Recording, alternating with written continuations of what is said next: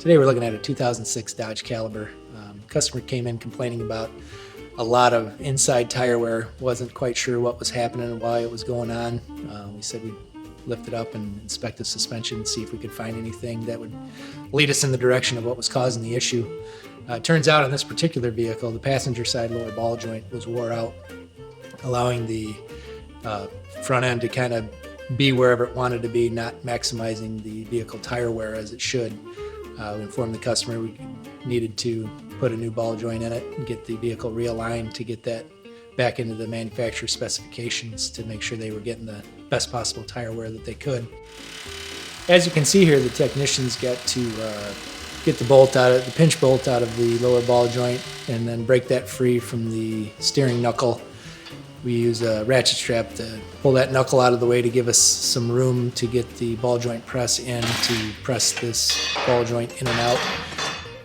You can see here that the ball and socket is starting to show some severe wear, causing the tire to move. If you went to look at the rear tires on this vehicle, you would see the inside tire wear. And it's a direct result of this being worn and allowing the alignment to float to wherever it feels comfortable instead of holding it in a position to wear the tires in the best possible manner. You can see how much more effort this one takes to move than the previous one.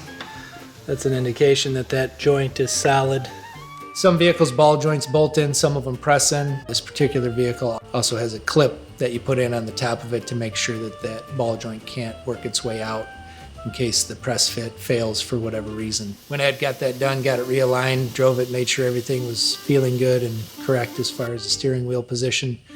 That's one of the many services that we offer here at 3D Auto Repair is a free suspension inspection. If you're hearing some rattles or creaks, or maybe you've got some tire wear that can't be explained, we'd be happy to take a look at it for you and formulate a plan of attack to get it back into proper specifications.